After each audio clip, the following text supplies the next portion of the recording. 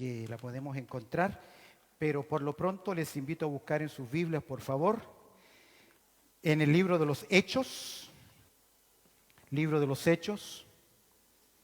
el capítulo 1.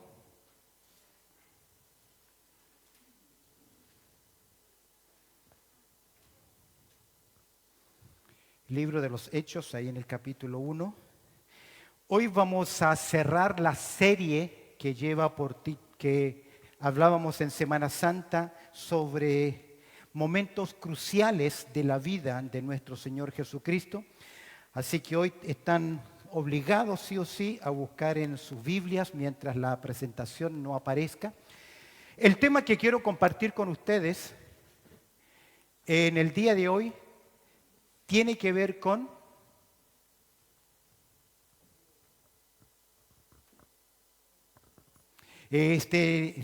estamos buscando la programación. ¿Se pueden apagar nada más de allá? Si no les va a costar mucho. Ok, de nuevo. El tema que hoy quiero compartir con ustedes tiene que ver con cerrar esta serie de momentos cruciales de la vida de nuestro Señor Jesucristo. Y estamos en el libro de los Hechos, allá en el capítulo 1, el momento del ascenso de nuestro Señor Jesucristo. El tema es la ascensión de Cristo, culminación exitosa. De esta forma se cierra el ministerio terrenal de nuestro Señor Jesucristo.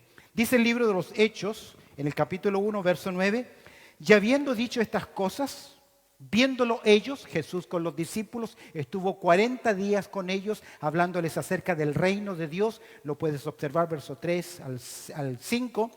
Estando ellos junto a sus discípulos, dice el texto, y habiendo dicho estas cosas, viéndolo ellos, fue que alzado y le recibió una nube que lo ocultó de sus ojos.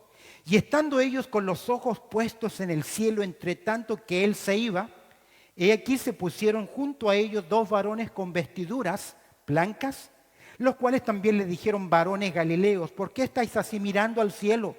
Este mismo Jesús que ha sido tomado de vosotros al cielo, que dice, así vendrá como la habéis visto ir al cielo. Cerramos con el verso 12.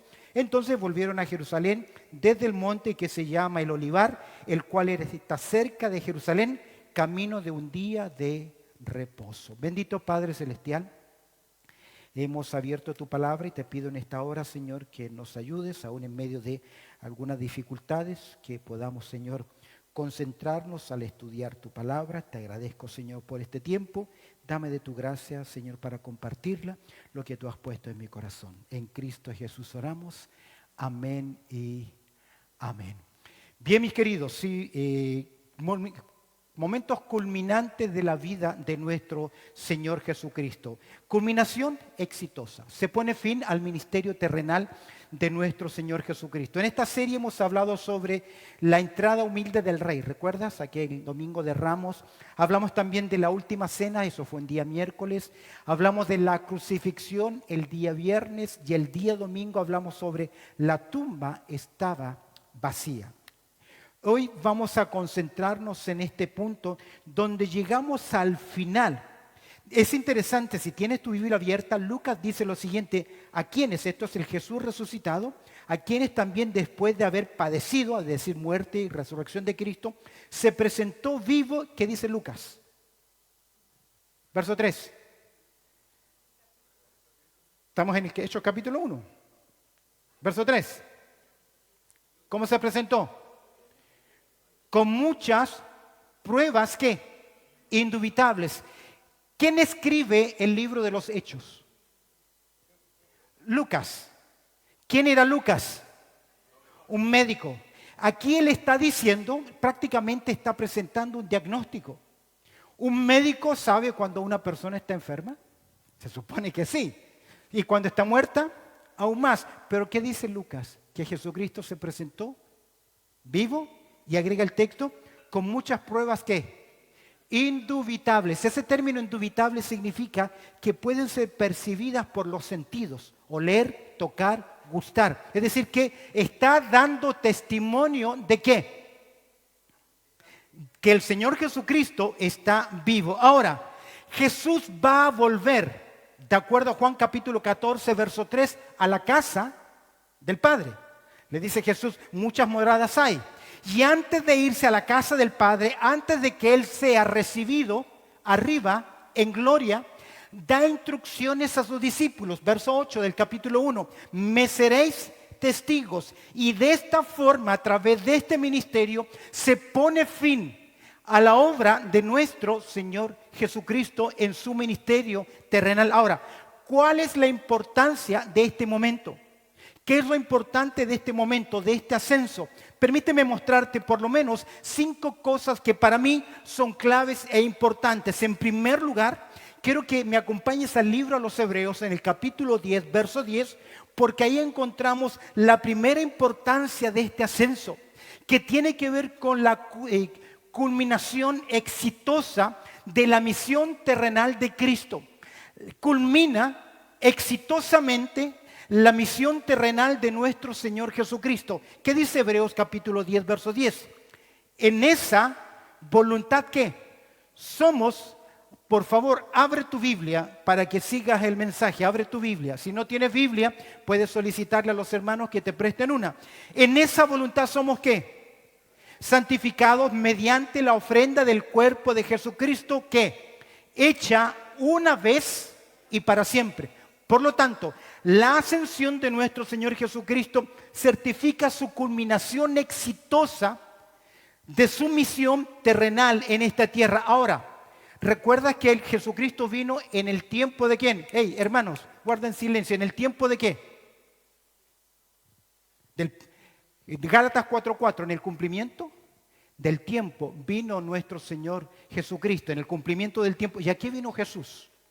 Lucas capítulo 19, verso 10. Él vino a buscar y salvar lo que él se había perdido. ¿Por qué? Ahora, y esto es interesante, esa declaración de Lucas 19, 10, que él vino a buscar y salvar lo que se había perdido, incluye, si vino a buscarnos, Jesús, es porque él tomó, ¿qué cosa? Una decisión. La decisión de Jesús fue ser obediente hasta la muerte y muerte de cruz. Y si vino a buscarnos es porque Él tomó una decisión. Si vino a salvar es porque alguien estaba ¿qué? Perdido. Y si vino Jesús es porque es la única forma que el hombre puede ser ¿qué? Salvo. Si no es a través de su obra, no hay salvación, no hay lugar alguno, no hay obra alguna.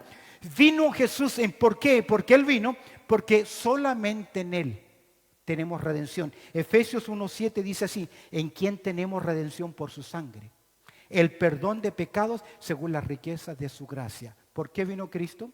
Porque era el único medio de ¿qué? De salvación. No hay otro medio.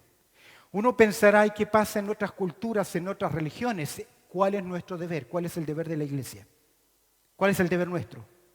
Predicar, porque hay un solo Dios, ¿qué?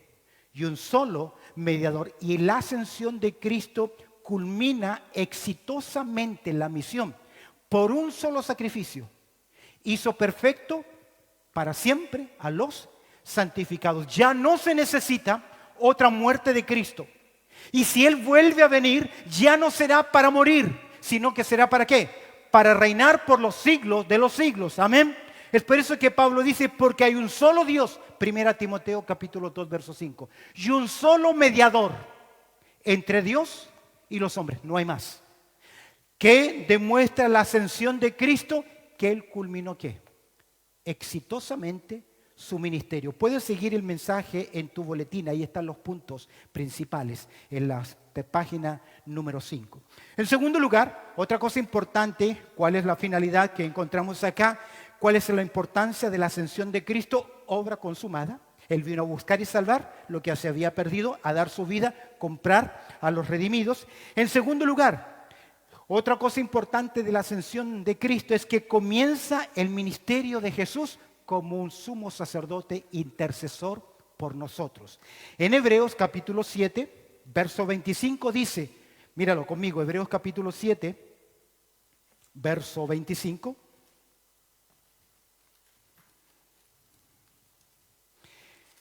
El escritor a los Hebreos nos presenta en el capítulo 7, verso 25, la siguiente verdad. Dice, por lo cual, hablando en el contexto de que Jesucristo tiene un sacerdocio mayor que el de Aarón. Es un sacerdocio mayor, por lo cual puede también salvar perpetuamente a los que por él se acercan a Dios, viviendo siempre ¿para qué? Interceder por ellos. Vivir para interceder por ellos. En el contexto del pasaje vemos la temporalidad de los sacerdotes. Año a año el sumo sacerdote tenía que presentar ¿qué cosa? Un sacrificio. Y lo primero que tenía que hacer era presentar un sacrificio por sí mismo y luego por los pecados de la nación. Pero Jesucristo prestó un solo sacrificio, perfecto para siempre, por lo cual también puede salvar perpetuamente a los que por él se acercan a Dios, viviendo ¿qué? Siempre para interceder por ellos. Observa lo que Pablo agrega en Romanos capítulo 8. Libro de Romanos, allá en el capítulo 8. Observa conmigo el verso 34. Romanos 8:34 dice, ¿quién es el que condenará? Cristo es el que murió, más aún el que también resucitó, el que además está a la diestra de Dios, el que también que intercede por nosotros. Entonces, no solamente consuma su obra, sino que en segundo lugar, ¿qué hace? Inicia su ministerio ¿de qué? De intercesión. Si vuelves al libro a los Hebreos, nuevamente vamos a Hebreos al capítulo 10, observa conmigo el versículo 12.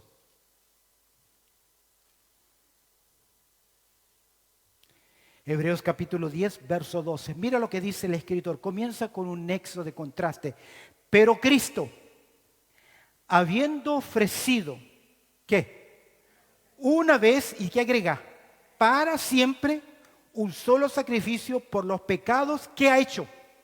Se ha sentado a la diestra de Dios. Y esto es interesante, porque ningún sacerdote, ningún sumo sacerdote podía estar sentado, porque continuamente tenía que estar presentando sacrificios, ofrendas, actividades.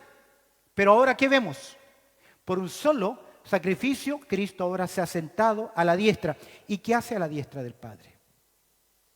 Intercede por nosotros. Es por eso que podemos llegar ante el trono de la gracia y alcanzar también oportuno socorro, porque Juan 1:16 dice que de su plenitud, hablando de Cristo, tomamos todos gracia sobre gracia. De hecho, la ley vino por medio ¿de quién? De Moisés.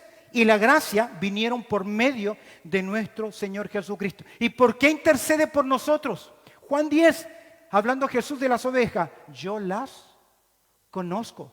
Tenemos un sumo sacerdote que nos entiende, que padeció, que fue tentado en todo según nuestras semejanzas, pero ¿qué? Sin pecado. Termino este punto diciendo lo siguiente. En 1 de Juan capítulo 2, verso 1, Juan dice, hijitos, si alguno hubiese pecado, ¿qué? Abogado tenéis para con el Padre.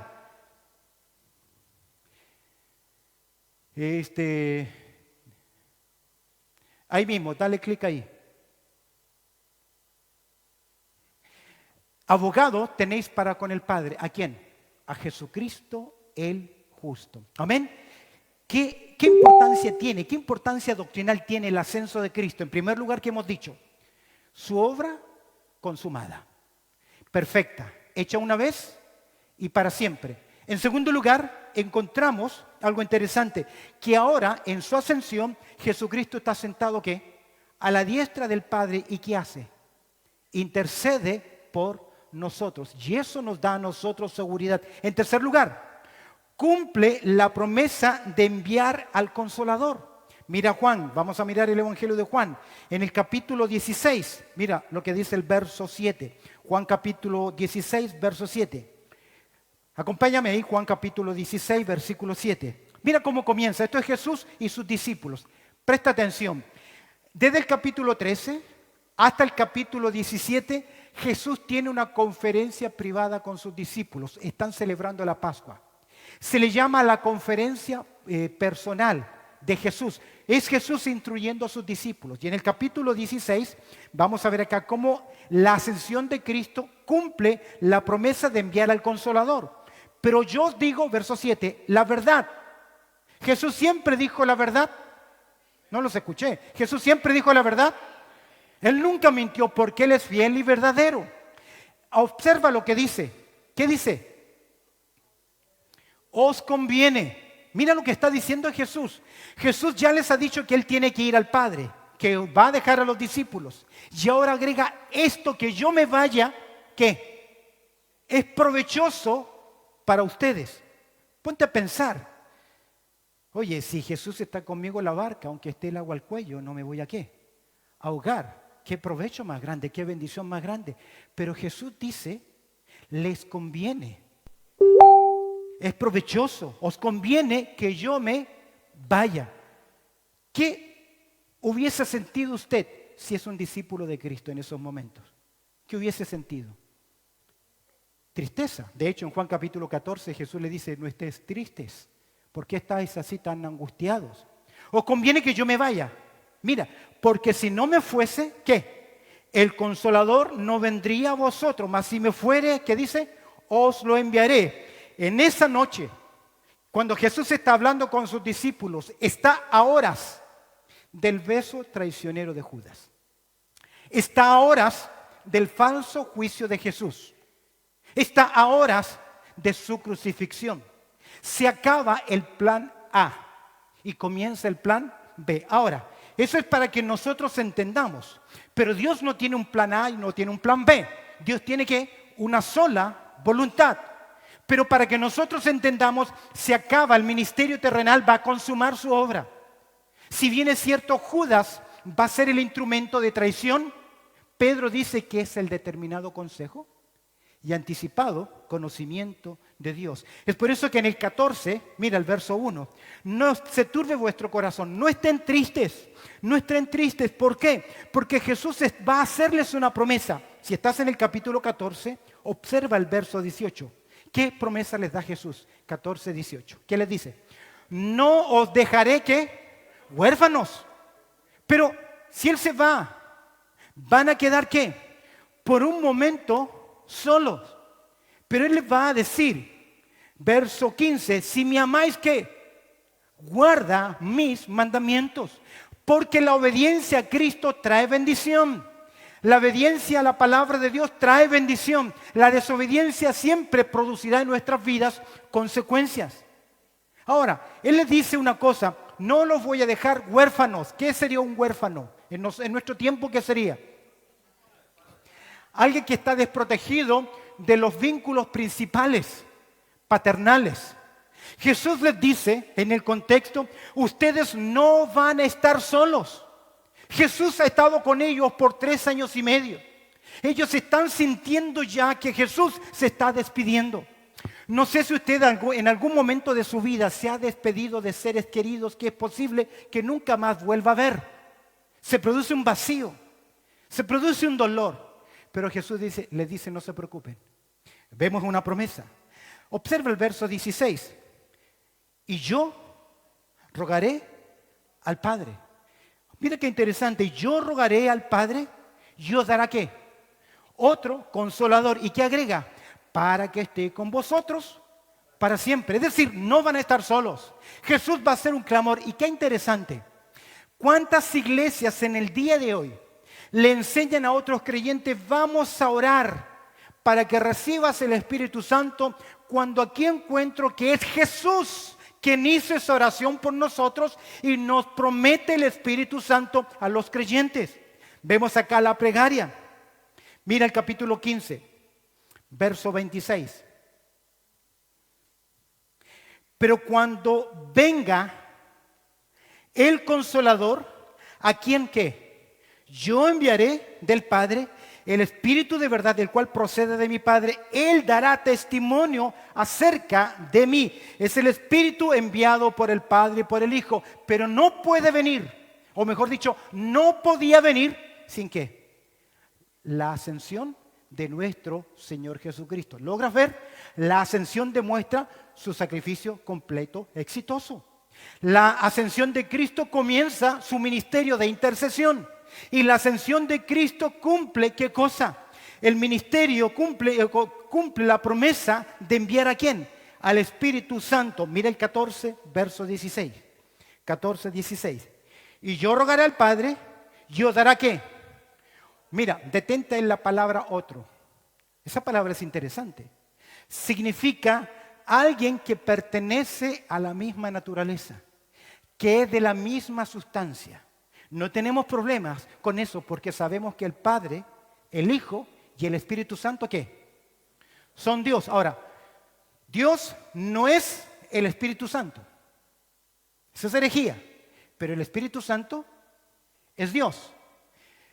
El Padre, el Hijo y el Espíritu Santo. Dice, os enviaré otro de la misma naturaleza, que pertenece a la misma esencia, de la misma clase. Y Él tomaría su lugar. Tomaría su lugar, porque Él dice Jesús, verso 14, verso 16, y yo rogaré al Padre y os dará ¿qué? Otro consolador. Y mira qué interesante, para que esté con vosotros ¿qué? Para siempre. ¿Por qué hay gente que dice, si tú pecas, el Espíritu Santo ¿qué? Se aparta de ti? Cuando Jesús, ¿qué está afirmando? Que el Espíritu Santo va a estar en ese creyente, ¿por cuánto tiempo? Para siempre. ¿A quién le cree? ¿A quién le tiene que creer? A la palabra de Dios. Mira el capítulo 16, verso 7. Pero yo os digo la verdad, os conviene que yo me vaya, porque si no me fuere el Consolador, no vendría a vosotros, mas si me fuere, os lo que enviaré. La persona del Espíritu Santo es el Consolador. No vamos a entrar en todos los detalles que significa Consolador. Pero sabemos que Consolador es aquella persona que viene para ayudar, para socorrer. Creo, y si Jesús dijo que les conviene que Él esté y no yo, debemos prestarle atención ¿a quién? Al Espíritu Santo.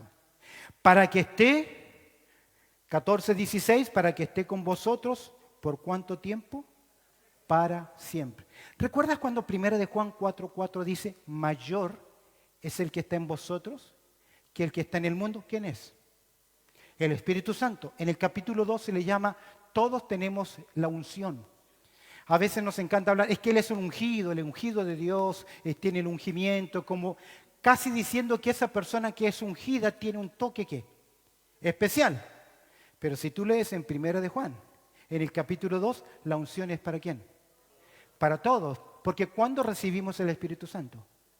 En el momento en que reconocemos a Cristo como nuestro Salvador personal, que creemos al Evangelio. Por lo tanto, ¿cuál es la importancia de la ascensión de Cristo? Culmina exitosamente la misión terrenal de Cristo. Amén. Comienza el ministerio de intercesión de nuestro Señor Jesucristo. Cumple la promesa de enviar al Consolador. La promesa, la plegaria, la persona invitada y la permanencia en nosotros. Veamos otra razón más. El libro de los Hebreos, libro de Hechos, capítulo 1, Hechos, capítulo 1, que fue nuestro texto de partida. Otro punto importante, otro punto fundamental de la importancia de la ascensión de Cristo. Míralo conmigo ahí en Hechos, capítulo 1, verso 10. Ok, Jesús ha estado con los discípulos cerca de 40 días, se presentó vivo con muchas pruebas indubitables, les enseñó acerca de la palabra del reino de Dios, y en el verso 10 dice, ahora Jesús llega un momento, verso 9, y habiendo dicho estas cosas, las instrucciones finales, viéndolo ellos, es decir, siendo testigos, fue ¿qué? Alzado, y le recibió una nube que lo ocultó de sus ojos. ¡Qué increíble! Hoy para nosotros, por medio de la tecnología, no se hace tan ilógico o tan asombroso que alguien se pueda levantar. Hoy a través de presión, a través de agua, de diferentes formas, la gente puede ¿qué? Levantarse y verlos cómo flotan, o vemos nosotros cámaras de vacío o de gravedad que puede la gente desafiar las leyes de la gravedad. Pero para estos discípulos por primera vez están viendo ¿qué? Que alguien comienza a levantarse frente a sus ojos. Tienen que haber quedado ¿qué? Estupefactos, en shock, estando ellos con los ojos puestos en el cielo, entre tanto que él que se iba, y aquí se pusieron junto a ellos dos varones con vestiduras blancas. Queridos, creo que no todos los ángeles tienen alas. A veces nosotros pensamos en ángeles y pensamos en ¿qué? En alas. Aquí encontramos que son dos varones comunes. Los mismos que se aparecieron a Abraham en nuestras conversaciones. Solamente se describe a querubines y serafines con alas. Ahora, ellos son seres espirituales, no son seres físicos. Por lo tanto, para aparecerse necesitan ¿qué? Permiso divino para poder, llamémosle, materializarse. Y aquí hay un misterio. No sé si ocupan un cuerpo, se les crea un cuerpo para aquel momento, o se demuestran como hombres nada más. Y es un tema complejo, porque no creo que son hechos a voluntad. Lo hacen a voluntad. Necesitan tener ¿qué? El permiso divino. Algunos dicen, se me apareció y yo vi a Satanás, o vi algo oscuro, vi una cosa, algo extraño. Tenemos que empezar a revisar nuestra teología. Porque así como los ángeles buenos no pueden llegar y aparecer si no tienen ¿qué? El permiso divino tampoco lo tiene ¿qué? Satanás. Entonces que diga alguien, se me apareció Satanás, yo lo vi, entremos ¿a qué? A dudar un poquito. A dudar un poquito. Ok, lo dejo ahí. No todos los ángeles tienen alas, los cuales también les dijeron, mira, ¿cómo les llaman? ¿Varones qué? Galileos, ¿por qué? Porque Jesús era de Galilea y su ministerio principal fue en Galilea. ¿Sabes qué más en Galilea que cerca de Jerusalén y en otros lados? Porque ahí creían más o menos, qué sé yo. Pero se le reconoce y se identifica a Jesús como Jesús de Galilea. Dice el texto, y cuando varones galileos, ¿por qué estáis así mirando al cielo? Casi la pregunta es absurda. Con tal fenómeno, tu Señor se está yendo. Imagínate que estás ahí, toda tu familia, están reunidos, y de repente la persona que más ama a la familia, que es la esposa, comienza a levitar y se va. ¿Qué va a estar haciendo usted? ¿Qué van a estar haciendo los muchachos? Mirando que se les va la mamá. Mira, por eso digo acá, ¿qué estáis mirando? ¿Es algo? ¿Se le está yendo a quién? Jesucristo, su guía, su líder, su salvador. Y mira lo que agrega, este mismo Jesús, que ha sido ¿qué? Tomado de vosotros al cielo, que dice, así vendrá. Y mira la palabra siguiente. ¿Cuál es la palabra siguiente? ¿Cómo? ¿Qué incluye la palabra cómo? No es una afirmación. Es una palabrita que presenta una analogía, una ilustración. Es decir, así como lo vieron ir, así también lo van a ver venir. Le habéis visto ir, así vendrá, la afirmación es futura, no dice cuándo, pero dice cómo. Como la habéis visto ir al cielo. Ahora, estos mensajeros celestiales hacen una gran promesa. Y la ascensión de Cristo, ¿qué garantiza?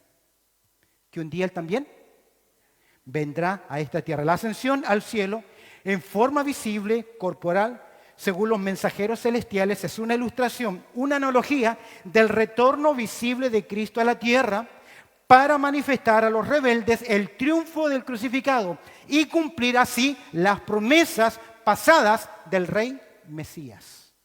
Porque el rey Mesías no hizo su entrada triunfal. ¿O la hizo? No, porque todo lo que ocurrió el domingo de Ramos fue una farsa. Porque 4 días después la opinión pública se vino en contra. Sí se cumple un aspecto de la profecía de Daniel. Mira el verso 12. Entonces volvieron ¿a dónde? A Jerusalén. ¿De dónde? Desde el monte que se llama del Olivar, el cual está cerca de Jerusalén, camino de un día de reposo. ¿Por qué es importante este dato? Que Jesús ascendió del monte del Olivar o del monte de los Olivos. Porque Zacarías, capítulo 14, vea Zacarías capítulo 14.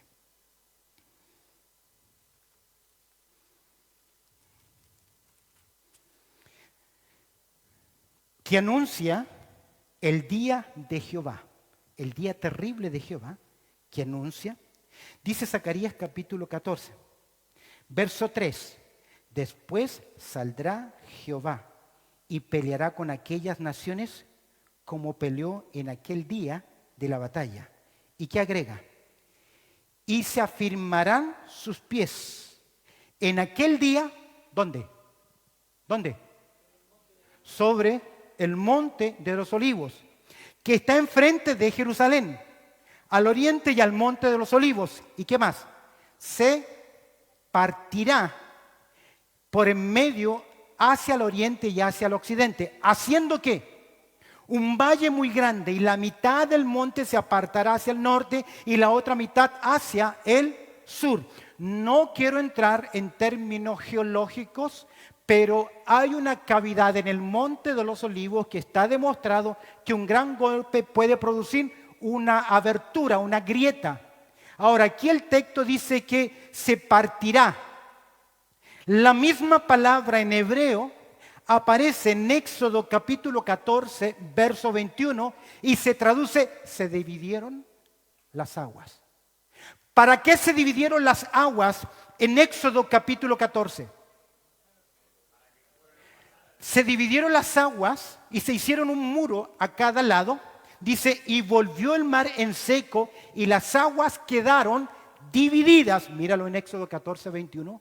Se dividieron para crear, ¿qué cosa? Un viaducto, un camino, una carretera, donde la nación de Israel que estaban esclavas pasaron ¿qué? En seco, que fue la carretera que Dios abrió a la nación de Israel para que pasaran en seco hacia la tierra finalmente prometida de Canaán, pero luego conocemos la historia del vagar en el desierto. Creo que Zacarías 14 será la carretera cuando el Mesías venga en forma física, visible a esta tierra, ponga sus pies sobre el monte de los olivos, va a ser una grieta, una carretera, un camino para que marche hacia ¿dónde? Hacia Jerusalén y haga su entrada triunfal. ¿Por qué razón? Jeremías capítulo 23, verso 5 dice, he aquí que viene el día, dice Jehová, en que levantaré a David renuevo justo y reinará como rey, el cual será dichoso y hará justicia y juicio en la tierra, no en el cielo. Se sentará a reinar, dice el texto, en la tierra. Es decir, que Él vendrá. Apocalipsis, por favor, capítulo 1, verso 7. Apocalipsis, capítulo 1, versículo 7.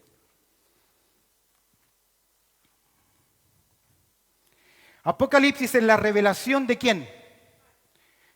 Verso 1. Abra tu Biblia, Apocalipsis 1:1. ¿La revelación de quién?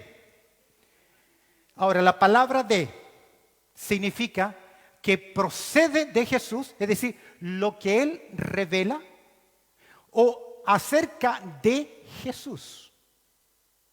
Yo creo que todo Apocalipsis habla acerca de Jesús, más que revelarse acerca solo de Él, o no, que proviene de Él para el hombre, es acerca de Jesús, lo que tiene que ver todo el desarrollo. Capítulo 1, verso 7, ¿qué dice? 1:7. He aquí que viene, ¿con qué? Con las nubes, y todo ojo le verá, y los que le traspasaron, y todos los linajes de la tierra harán lamentación por él que sí, amén. ¿Qué está diciendo acá? Guarda mucha conexión con Hechos capítulo 1, verso 11, así como lo habéis visto. Ir al cielo, asimismo que volverá. ¿Cómo comienza diciendo? He aquí.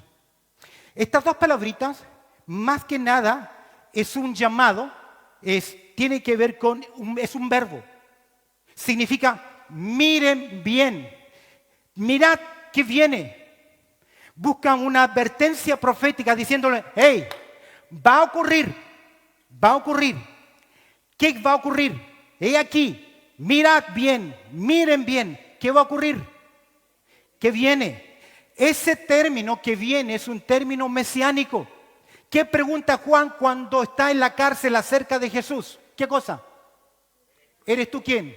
El que ha de venir, porque guarda relación con la promesa del Mesías viniendo a la tierra. He aquí que viene, guarda relación con el anciano de días que aparece en Daniel capítulo 7, verso 13.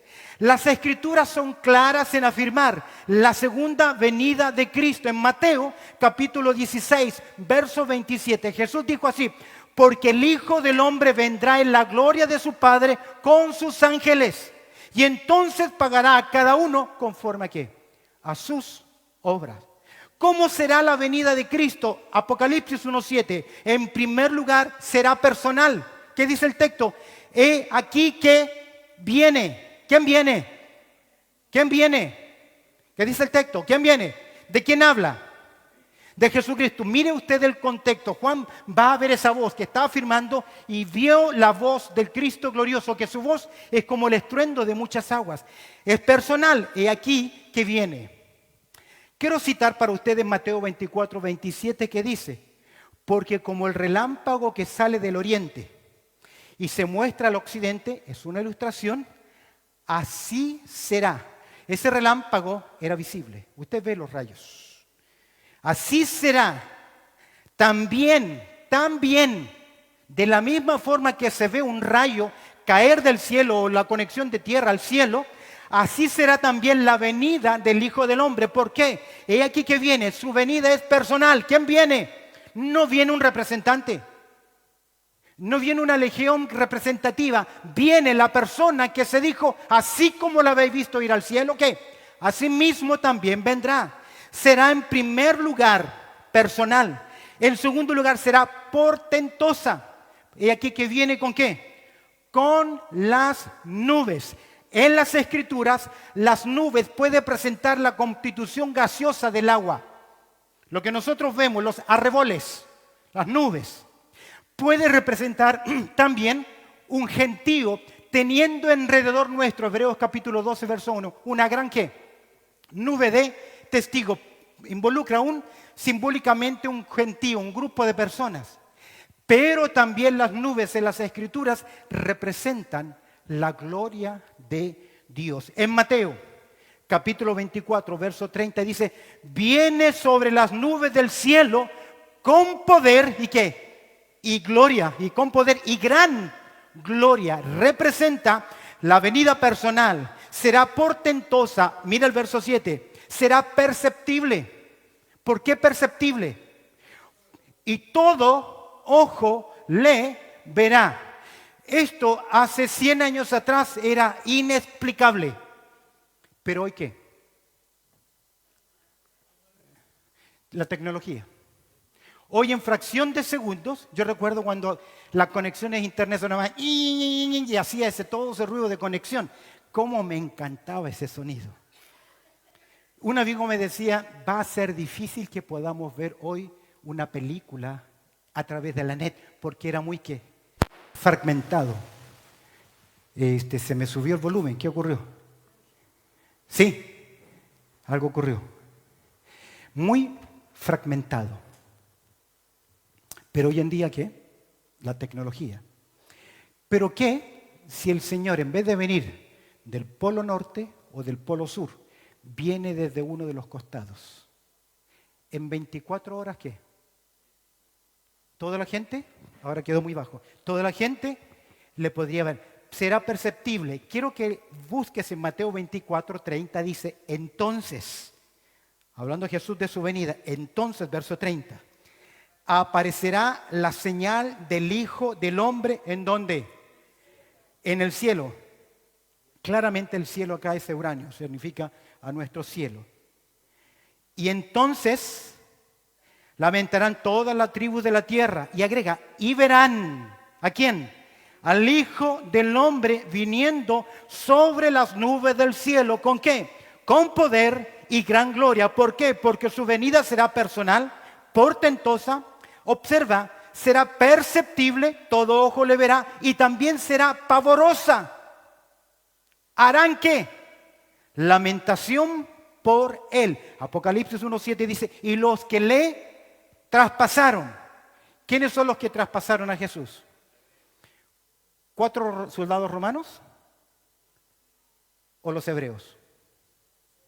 Personalmente creo que son los hebreos. Y luego lo que dice el texto, y todos los linajes de la tierra. Esta expresión significa gente basada en diferentes lazos culturales, físicos o geográficos. Es decir, de toda tribu. Verán. aquel momento. ¿Y qué van a hacer cuando Él venga? En esa venida visible, que es personal, que es portentosa, que es perceptible. ¿Qué va a ocurrir con ellos? Pavor. ¿Harán qué? Lamentación. ¿Cuándo fue? ¿En el año 84 que hubo el terremoto en Chile? ¿Sí? Sí, pero fue en Santiago, estaba ahí. 85, la gente se tiraba al piso y se golpeaba el pecho diciendo, perdóname. La gente arrodillados por todas partes los veía pidiendo perdón a Dios. Mira lo que dice el texto. Cuando Él venga, ¿harán qué? Lamentación. La idea del texto, ellos mismos se golpearán el pecho. Dice, harán lamentación. ¿Por quién? Por Él. ¿Sabe qué literalmente significa hacer duelo? Porque cuando Él venga, en su segunda venida, ya no vendrá ¿qué? A la cruz. Él pisará el lagar de la ira del Dios Todopoderoso. Será punitiva su venida.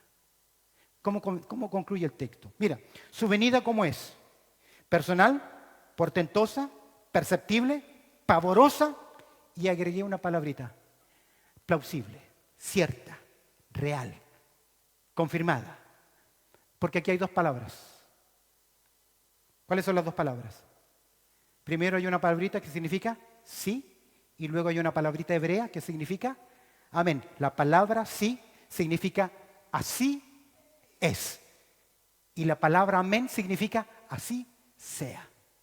En otras palabras, literal, su venida será literal y su venida será real. Su venida será visible. Así como lo habéis visto, ir al cielo, ¿qué? Asimismo volverá. ¿Por qué es importante la ascensión de Cristo? Porque culmina exitosamente la misión terrenal de Cristo. Porque comienza el ministerio de intercesión de Cristo. Porque cumple las promesas de enviar al Consolador. Porque confirma el hecho de su segunda venida visible a esta tierra. Y finalmente, en Hechos capítulo 1, terminemos ahí, verso 8. Comisiona el deber de dar testimonio de Cristo de todos los creyentes. ¿Qué dice el Hechos 1:8? Pero recibiréis poder.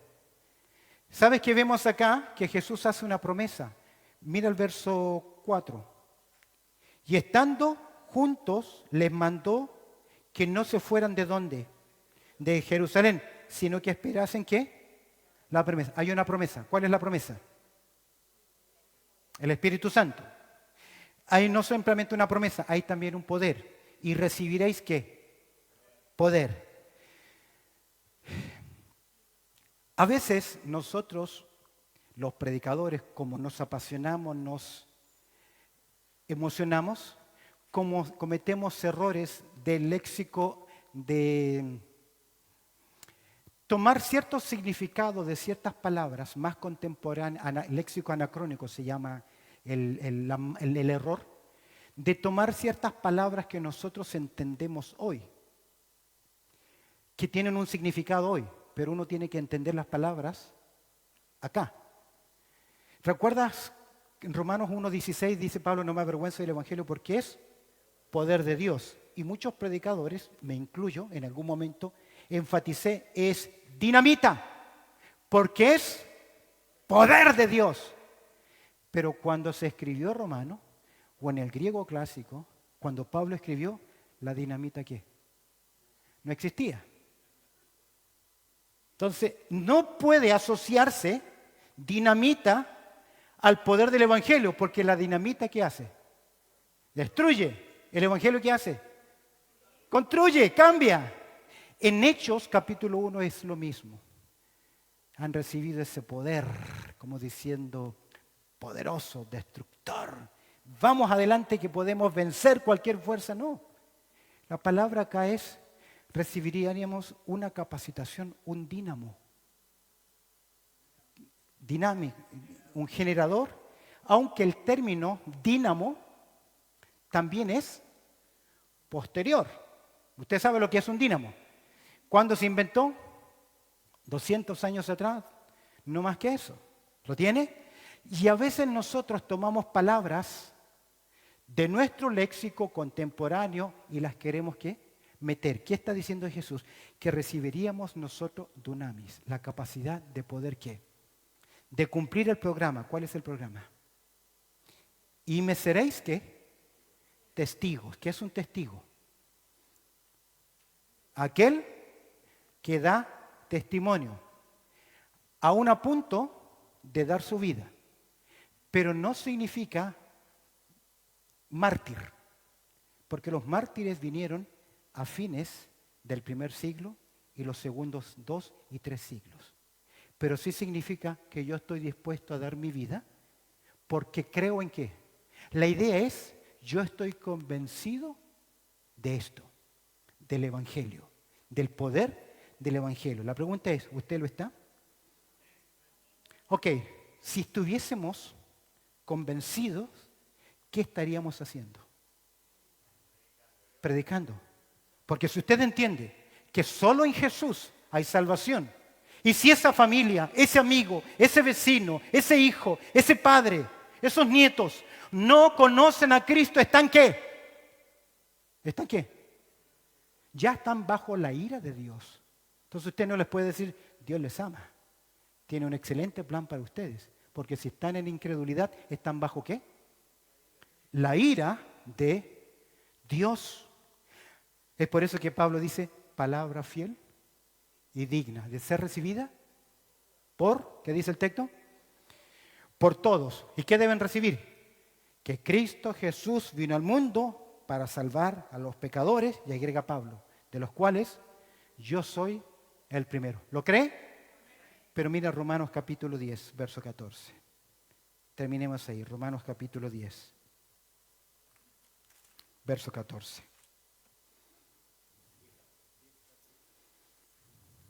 Romanos 10. ¿Qué dice? ¿Cómo pues invocarán a aquel en el cual no han creído? Si no invocan, ¿qué no tienen? ¿Qué no tienen? No tienen salvación.